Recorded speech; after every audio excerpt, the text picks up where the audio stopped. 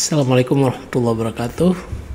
Pertama sekali saya ingin mengucapkan selamat tahun baru Hijriah 1443 Hijriah.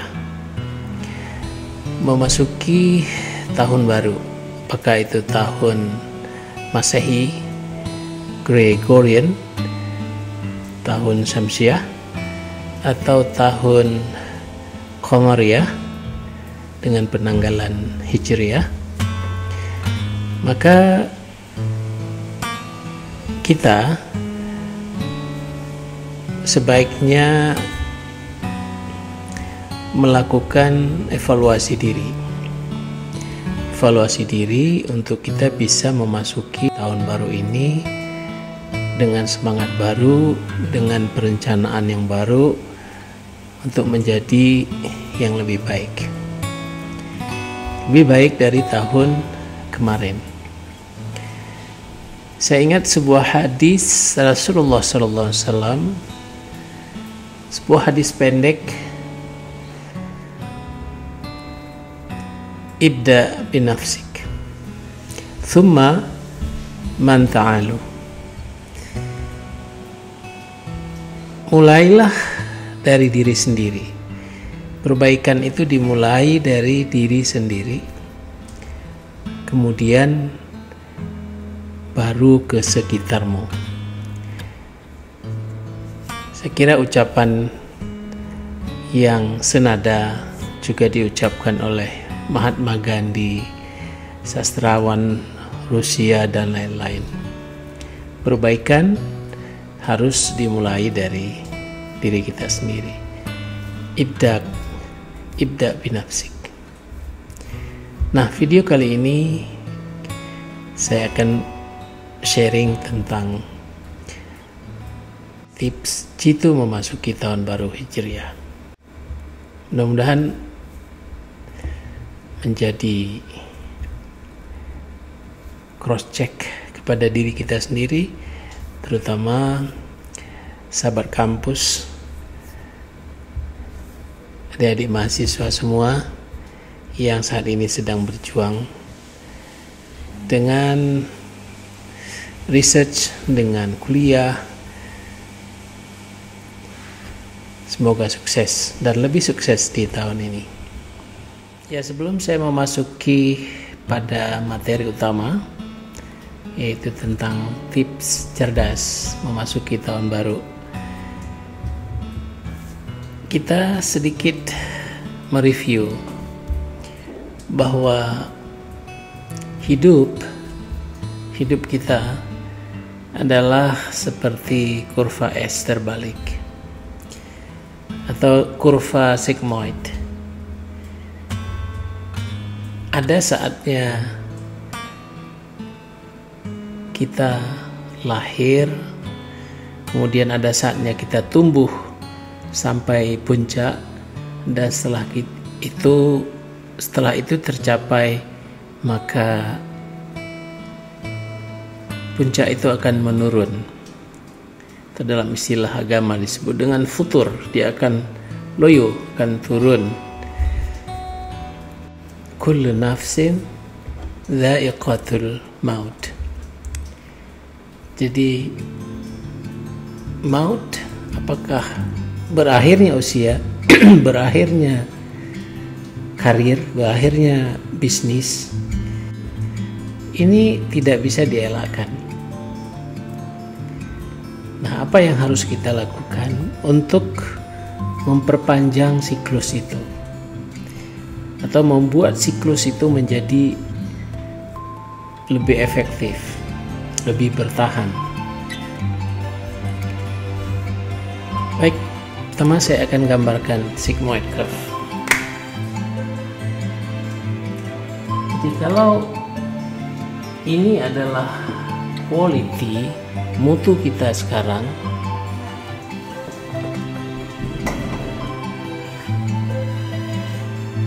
dan ini waktu,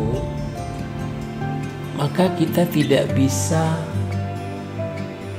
pungkiri bahwa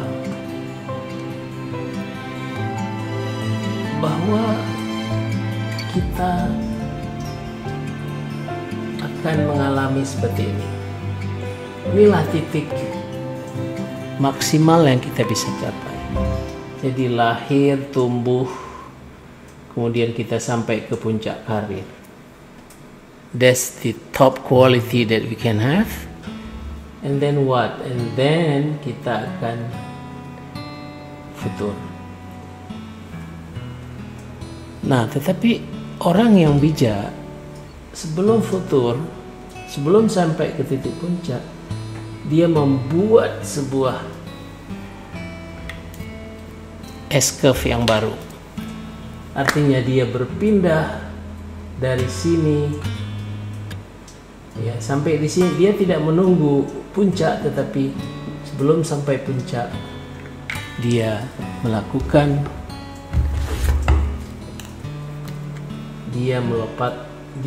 melakukan lompatan. There's a leap.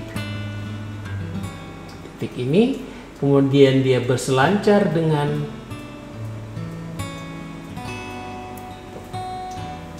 kurva yang baru, sehingga kita bisa lihat titik puncak karirnya itu tetap bisa dipertahankan. Nah, untuk bisa melakukan ini, inilah yang disebut dengan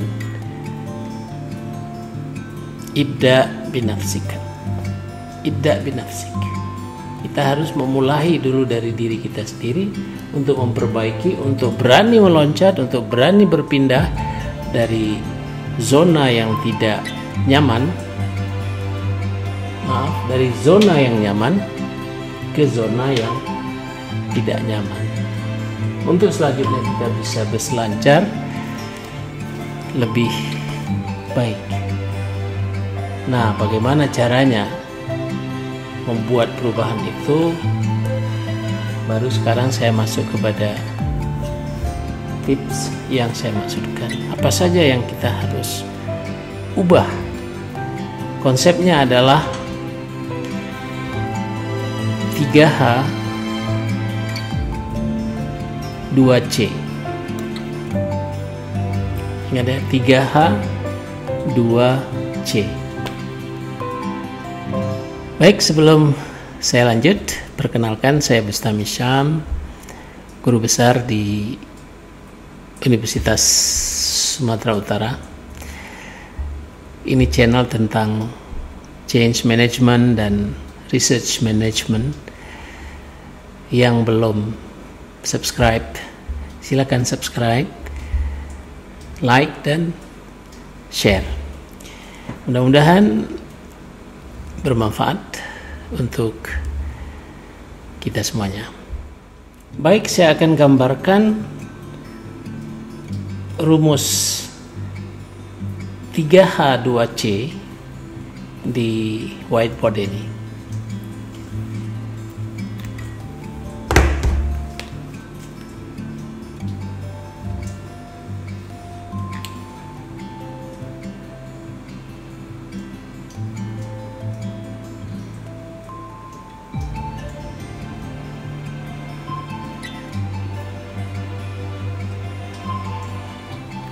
Ya, inilah dia 3H2C. Jadi saya, Anda, kita semua kalau kita ingin membuat perubahan, kita ingin meningkatkan kualitas kita di tahun ini, maka coba kita lihat resep ini ya. 3H2C, apa itu? H yang pertama adalah heart. Dalam bahasa Arab, qalbun.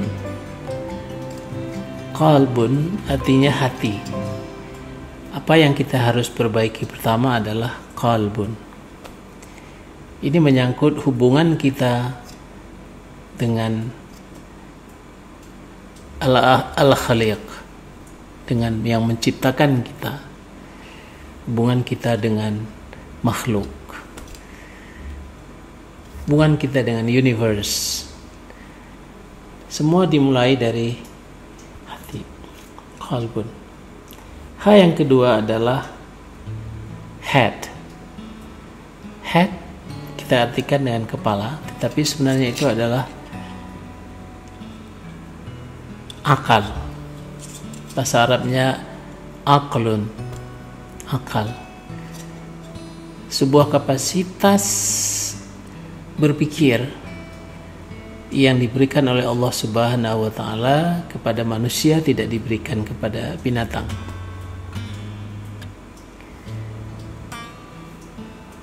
Semua diberikan akal oleh Allah. Sekarang bagaimana kita meningkatkan, mengembangkan kapasitas akal itu? Melalui apa? Melalui ilmu pengetahuan, knowledge. Jadi menuntut ilmu wajib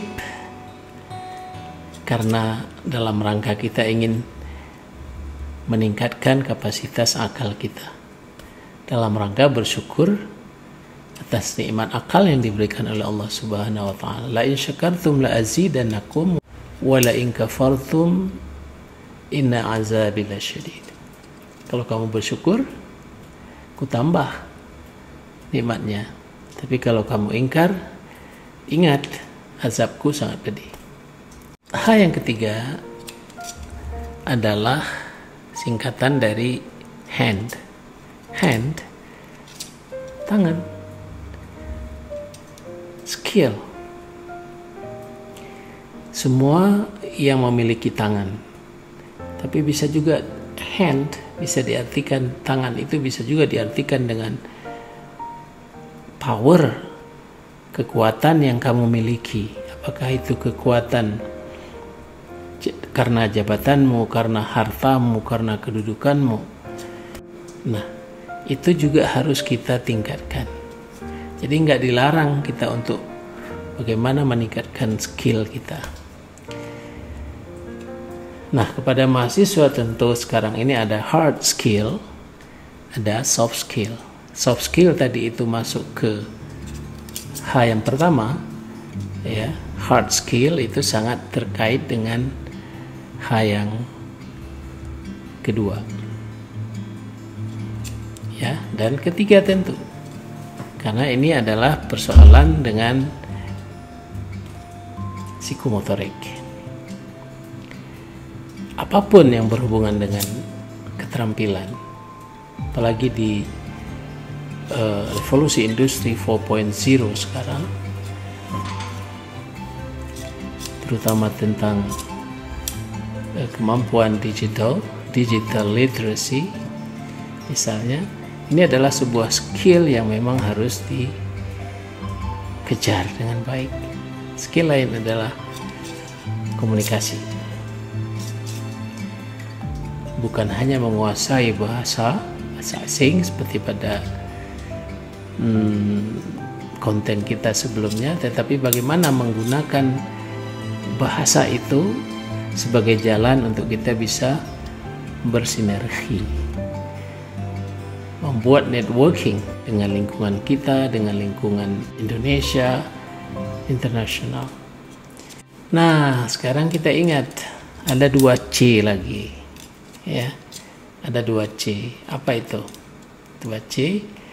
Nah, sebelum kita sampai pada 2C tersebut, silakan subscribe dulu dan jangan lupa tekan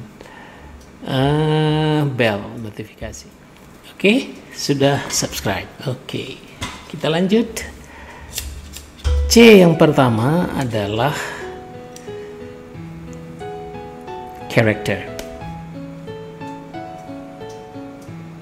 Akhlak. Akhlak yang bagaimana? Akhlak yang baik. Ilmu kita tingkatkan tinggi, H yang kedua, tetapi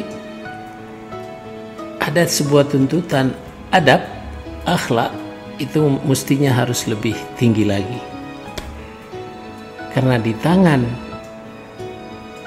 seorang berilmu tanpa berakhlak, pisau di tangan orang yang berilmu tanpa berakhlak, ini akan sangat berbahaya. senjata akan sangat berbahaya. Tetapi di tangan orang yang baik, dia akan menjadi bermanfaat. Itu kita harus ingat. Jadi bagaimana kita mengasah pada tahun ini, mempelajari akhlak para orang-orang pilihan, Mustafa, orang-orang pilihan itu, rasul-rasul pilihan, presiden-presiden sebuah negara yang karirnya kita lihat hebat-hebat, ya, seperti George Washington yang pernah kita buat juga kontennya dalam video, bagaimana dia low profile ya untuk membantu, bagaimana kisah Sayyidina Umar yang tidak pernah lepas dari memikirkan rakyatnya,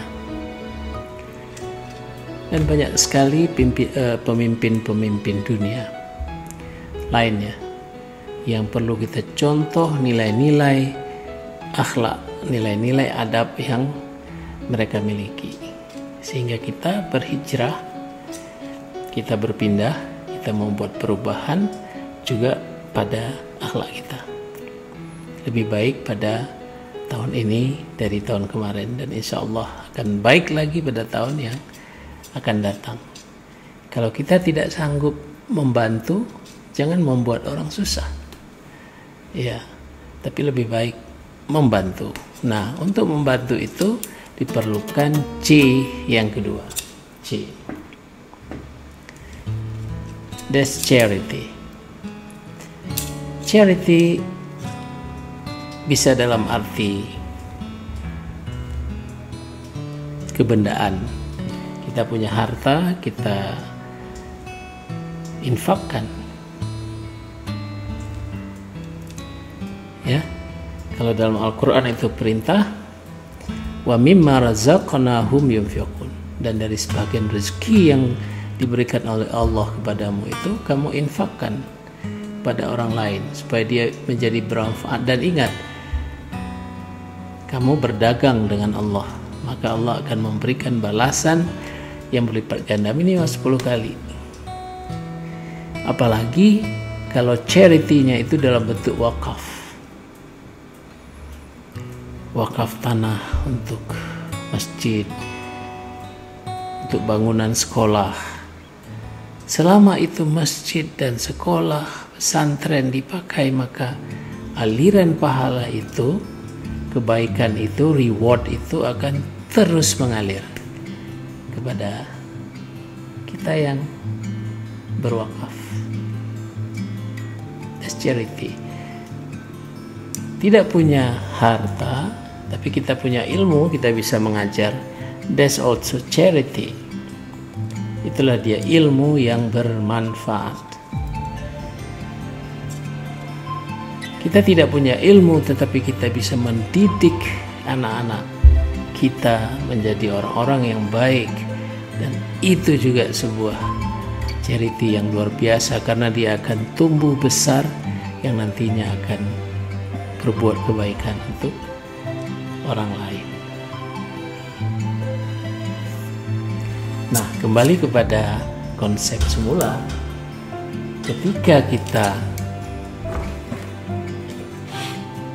akan bisa prediksikan ini adalah titik 1 dan ini adalah titik 2. Titik 2 adalah puncak kita.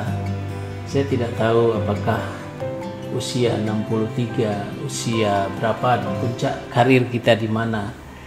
Tapi kita bisa merasakan di mana. Sangat dinamis. Nah, sebelum sampai ke sana, di titik ini kita harus bisa meloncat. Ini leap, sebuah loncatan. Untuk menembus ini tidak mudah. Adik-adik mahasiswa yang sekarang masih S2, pikirkan untuk S3.